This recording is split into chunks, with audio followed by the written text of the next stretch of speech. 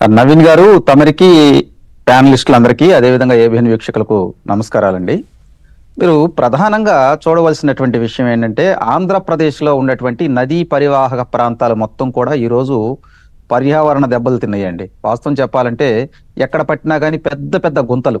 మీరు కృష్ణానది పరివాహక ప్రాంతంలో చూడండి, అదేవిధంగా గోదావరి పరివాహక ప్రాంతంలో కావచ్చు, దీనితో పాటు పెన్నా నది, నాగావళి, వీటన్నిటికి సంబంధించినటువంటి ఎక్కడ పట్టినా కానీ అక్రమంగా ఇసుక తవ్వుకోవటం అండి. మేము అధికారం కోల్పోయి ఫస్ట్ రోజు నుంచి కూడా పోరాటాలు చేస్తూనే ఉన్నాం ఇసుక మీద. మీరు అసంఘటిత కార్మికులు దాదాపు 100 మంది ఆత్మహత్యలు చేసుకున్నారండి. ఇసుక దొరక్క మరి ఎక్కడా కూడా కన్స్ట్రక్షన్ చేయకపోతే ఇక్కడ మరి భవన నిర్మాణ కార్మికులు చాలా మంది ఆత్మహత్యలు చేసుకున్నారు. అయినా కానీ ప్రభుత్వం ఏనాడు కూడా అరేరే ఇట్లా చనిపోతున్నారని చెప్పి కనికరించలా. నేను ఎందుకంటున్నానంటే 38 రకాల ఎవరైతే ఉంటారో వాళ్ళు దాని మీద ఆధారపడి బతుకుతారండి ఈ కార్మికులందరూ కూడా. అటువంటిది కీలకమైనటువంటిది వాస్తవంగా కన్స్ట్రక్షన్ విషయంలో కానీ, పేదలు కూలీ చేసుకునే వాళ్ళు కానీ వీళ్ళందరూ రోడ్డు మీద ఉన్నారు. తర్వాత వీళ్ళు అధికారంలోకి వచ్చిన తర్వాత మరి జేపీ వెంచర్స్ వాళ్ళకి కట్టబెట్టారండి. సంవత్సరానికి 764 కోట్లు. దీంట్లో పెద్ద మోసం. జీవో ఇస్తేనే ఈ జీబీలో కూడా ఏం చేశారంటే, ఆంధ్రప్రదేశ్ లో ఉన్నటువంటి ఇప్పుడు గృహాలు నిర్మిస్తున్నారు కదా, దానికి టైఅప్ ఇసుక మీరు ఇక్కడ ఇవ్వాలని చెప్పి వాళ్ళకి 1000 కోట్లు పే చేశారు. మళ్ళీ చూడండి ఇక్కడ ఎంత మోసం జరిగిందో. దీంతో పాటు అక్రమంగా లక్షల టన్నులు పక్క రాష్ట్రాలకి తరలించుకుపోవటం. మీరు గమ్మత్తుగా ఉండిద్ది, ఆంధ్రప్రదేశ్ లో ఉన్నటువంటి ఇసుకను మరి గూడ్స్ రైళ్ల ద్వారా పక్క రాష్ట్రాలకు తరలించినటువంటి ఘటనలు కోకొల్లండి. మరి ఈ మధ్యకాలంలో చూస్తే కృష్ణానది పరివాహక ప్రాంతంలో చూడండి, మీకు అమరావతి దగ్గర నుంచి దిగువ ప్రాంతం మొత్తం కూడా గుంటలమయం, కరకట్లు దోచేసుకున్నారు. కరకట్లు మొత్తం కూడా పాడైపోయినాయి. పక్కన పెద్ద పెద్ద కొండలండి, మీకు అమరావతి దగ్గర, అదే విధంగా విజయవాడ దగ్గర, విజయవాడ దిగువన కొల్లిపర, కొల్లూరు, రేపల్లె దగ్గర పెద్ద పెద్ద గుట్టలు. ఈ గుట్టలు దాదాపు ఒక 5 కిలోమీటర్ల దూరంలో, నదికి 5 కిలోమీటర్ల దూరంలో అక్కడ తీసుకురావటం, అక్కడ ఇసుక డంప్ చేసుకోవటం, పేరుకే అక్కడ ఇసుక డంప్ చేసుకుంటారు. కానీ రోజు రీచ్ల్లోకి వెళ్ళి దొంగతనంగా ఇసుక తరలిస్తూ ఉంటారు. ఇవన్నీ కలెక్టర్లకు తెలుసు, అధికారులకు తెలుసు.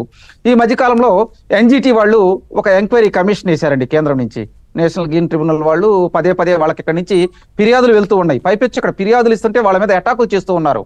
కంచేటి సాయి అనేటువంటి ఒక వ్యక్తిని అయితే దాదాపు చనిపోయేంత విధంగా కొట్టారండి. అతని మీద దాడి చేశారు, అతని మీద అక్రమమైన కేసులు పెట్టారు. అతని ఇంటి నుంచి పెట్రోల్ పోసి తగలబెడతామని కూడా చెప్తున్నారంట అక్కడికి వెళ్తే. అది ఈనాడు విలేకరు మీద, ఈనాడు విలేకరు మీద అండి అది. అలాగే ఏబిఎన్ విలేకరు మీద కూడా దాడి చేశారు. దీంతో పాటు నేను చెప్పేది ఏంటంటే, ప్రధానంగా అక్రమాలు ఎవరో ప్రశ్నించొద్దు, ఇంకా యథేచ్ఛగా దోపిడీకి అవకాశం వాళ్ళందరూ చూస్తూ కూర్చుంటే వేల కోట్ల రూపాయలు దండుకుంటారు. బహిరంగ దోపిడీ జరుగుతుందండి ఇక్కడ. బహిరంగంగా దోచుకుంటున్నారు. పేరుకే ఇసుక 5-6 కిలోమీటర్ల కొండలాగుండిద్ది. రోజు ఇసుక రీచ్కెళ్ళి అక్రమంగా ఇసుకను దోచేసుకుంటా ఉన్నారు. నిన్నగాక మొన్న ఎన్జిటి తీవ్రమైనటువంటి పదజాలం ఉపయోగించి అసలు ఏం చేస్తున్నారు మీరు అన్నప్పుడు, గౌరవ హైకోర్టు కూడా మాకు అసలు ఇసుక అక్రమ తవ్వకాల మీద మాకు ఒక మీరు కేంద్రం ఇచ్చిన ఆదేశాల ప్రకారం మీరు ఏ విధంగా చేస్తున్నారేంటి, మాకు ఒక లిస్ట్ పంపిమంటే వాళ్ళు మాకు 4 రోజులు కావాలని అడిగారు. వాస్తవంగా ఆంధ్రప్రదేశ్లో 110 ఇసుక రీచ్లు ఉన్నాయండి. అనధికారికంగా 1000కి పైనే ఇసుక రీచ్లు ఉన్నాయి. వీటిలో ఏంటంటే ప్రతిరోజు నిత్యం వేల కొద్ది టన్నులు ఇసుకను తీసేసి 100ల కొద్ది లారీలు వెళ్తూ ఉంటాయి.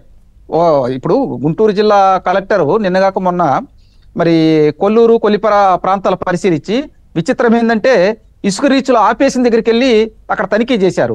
ఆ కొద్ది దూరంలోనే ఇసుక తవ్వుతూ ఉన్నారు. అక్కడికి వెళ్ళి ఆయన పరిశీలించలేదండి. తర్వాత అదే విధంగా బాపట్ల కలెక్టర్ కూడా అదే విధంగా చేశాడు. కొల్లూరు వెళ్ళిపోయి తవ్వని దగ్గర పరిశీలించి తవ్వకాలు జరగట్లేదు అనే ఒక నివేదిక ఇవ్వాలి. అదే కదా ఇప్పుడు నివేదిక ఇవ్వాలి. పల్నాడు కలెక్టర్ గారు కూడా అదే విధంగా చేశాడు. అమరావతి దగ్గర మల్లాది రీచ్ లో బాగా అసలు గుంటల పెట్టి తీసేస్తూ ఉంటే అక్కడికి వెళ్ళి ఏమీ లేనట్టు యథేచ్ఛగా వాళ్ళు తవ్వుకుంటున్నా కూడా ఏమీ చేయలే ఆయన కలెక్టర్ గారు. ఎందుకంటే అధికారులకి మరి తాడేపల్లి ప్యాలెస్ నుంచి ఆదేశాలు ఉన్నాయి, మీరేమైనా కానీ చర్యలు తీసుకుంటే మీ అంతు తేలుస్తామని. కాబట్టే వాళ్ళు అధికారులు ఉదాసీనతగా ఉన్నారు. ఇప్పుడు ఇక్కడ కలెక్టర్లు చూసుకుంటే దాదాపు 45 years వాళ్ళండి, చిన్న వయసు వాళ్ళు ఇక్కడ కలెక్టర్లు. గుంటూరు జిల్లా కావచ్చు, బాపట్ల జిల్లా కలెక్టర్ రంజిత్ భాషా గారు కావచ్చు, వాళ్ళు చిన్న వయసులోనే ఐఏఎస్లు అయ్యారు. కానీ ఎందుకు ఈ విధంగా ప్రభుత్వానికి దాసోహం అంటున్నారో అర్థం కానటువంటి పరిస్థితి. దీనితో పాటు ప్రధానంగా ఎవరైనా కానీ మా నాయకులు కానీ కార్యకర్తలు కానీ ఎవరైనా వెళ్తే వాళ్ళ మీద అక్రమమైన కేసులు పోలీసులు చేత పెట్టిస్తారండి. ఆ ఇసుక రీచ్లకు వెళ్తే అసలు ప్రశ్నించడానికి లేదు. దీంతో పాటు డెల్టా ప్రాంతంలో ఏదైతే వీళ్ళు అక్రమంగా ఇసుక రవాణా చేస్తున్నారో ఆ పల్లెటూళ్ళ దగ్గర నుంచి ప్రధానమైనటువంటి పట్టణాల దాకా రోడ్లు మొత్తం గుంతలమయం, పాడైపోయి ఉంటాయి. పెద్ద 40 టన్నులు 50 టన్నులు లారీలండి. ఇక్కడ రేత్రి లేదు, పగలు లేదు సార్.